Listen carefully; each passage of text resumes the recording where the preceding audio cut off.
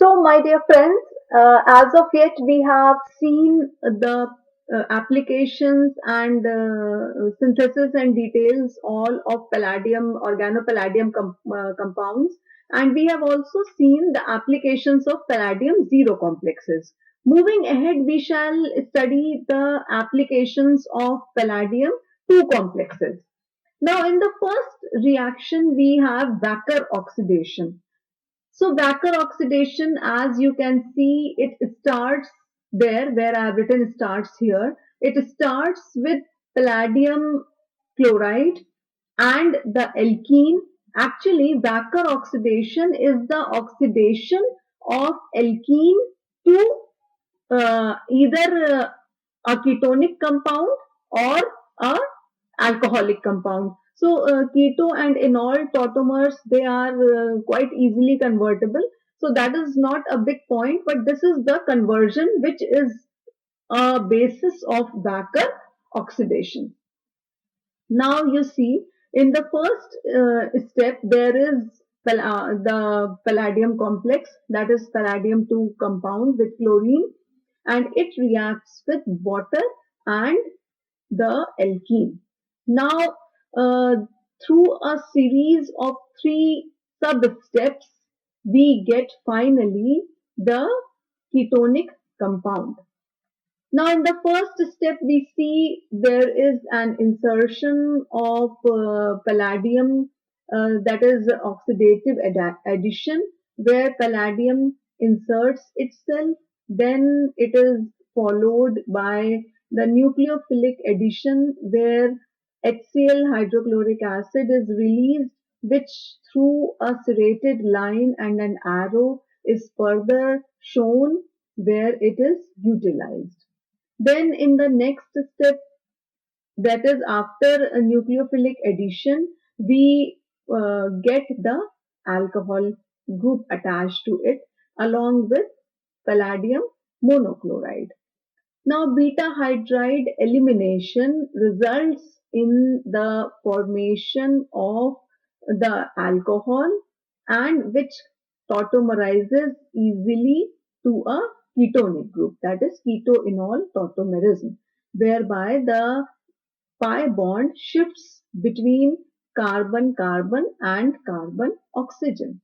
Now, after this step, the complex of palladium, via release of another molecule of hydrochloric acid, gets converted into palladium zero complex. Now, in the side box also, I have shown you how the reactions proceed. So, in the first step, you can see the main reaction where the alkene reacts with PdCl2 and water, giving a ketonic compound and palladium zero complex and hydrochloric acid, which is shown through a set of three sub-steps also in the cycle on right side. Then in second point, where palladium zero oxidation state combines with cuprous cupric chloride and gives again it refills the lost stock of palladium chloride. So it forms palladium chloride and along with cuprous chloride. Now this is shown in the side reaction of where palladium zero oxidation state is formed, where your CuCl2 gets converted to CuCl with the usage of HCl, and this CuCl reacts with HCl, which is produced in the intermediate reactions along with oxygen to give water. Now that also I have shown in the third reaction where CuCl reacts with HCl and oxygen atom and forms CuCl2 and water. So all the two other compounds, that is your palladium chloride and water, they are easily recycled during the reaction, whereas only alkene is getting converted into the ketonic or enolic groups. That is the final product.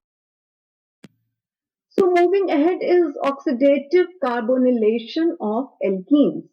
Now, oxidative carbonylation using palladium-based catalyst, this allows certain alkenes to be uh, get to be converted into the esters.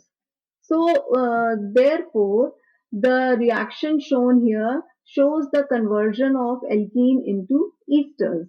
So, these reactions are thought to be proceeded by insertion of the alkene into palladium and the carbon bond where that is of the metallocarboxylic ester, which is followed by beta hydride elimination that we have already seen in many reactions which are proceeding in this series.